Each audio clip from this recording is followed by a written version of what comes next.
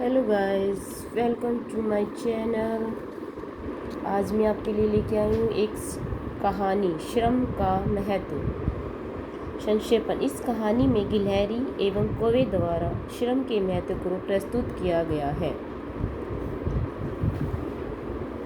उद्देश्य, परिश्रम के महत्व को रेखांकित करना, जीवन में कर्मशील बने रहने की प्रेरणा देना। एक गांव में बरगद के पेड़ पर एक गिलहरी और कौवा रहते थे। दोनों में गहरी मित्रता थी।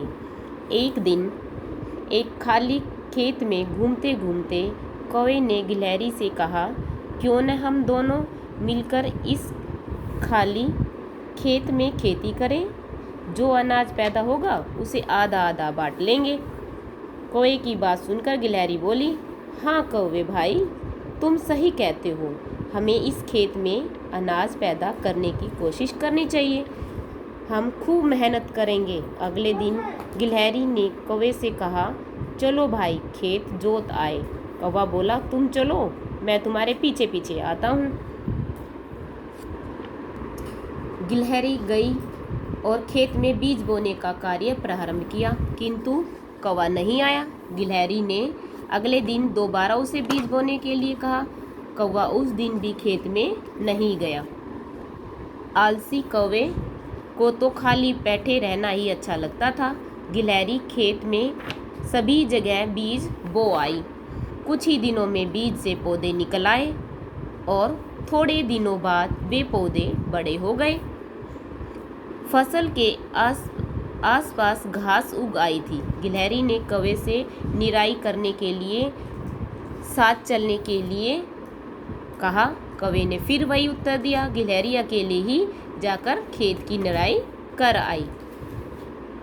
फसल पक गई तो गिलहरी को फसल काटने के लिए भी अकेले ही जाना पड़ा। एक दिन आकाश में बादल घिर आए। गिलहरी अपना अनाज समेटकर घर ले आई। कौवे का हिस्सा खेत में ही पड़ा रह गया। अगले दिन बड़ी जोर की वर्षा हो गई। कौवे का सारा अनाज पानी में बह गया। वह पेड़ की डाल पर मुंह लटकाए बैठा रहा। वहीं दूसरी ओर मेहनती गिलहरी के पास ढेर सारा अनाज था। वह बहुत सुखी थी। बच्चों जो मेहनत करते हैं वे उसका फल अवश्य पाते हैं। मेहनत का फल बहुत मीठा होता है। कौवा यदि आलस त्याग कर गिलहरी का कहना मानता तो उसे फल अवश्य मिलता। शिक्षा, मेहनत का फल एक दिन अवश्य मिलता है। प्यारे बच्चों, आप भी मेहनत करो।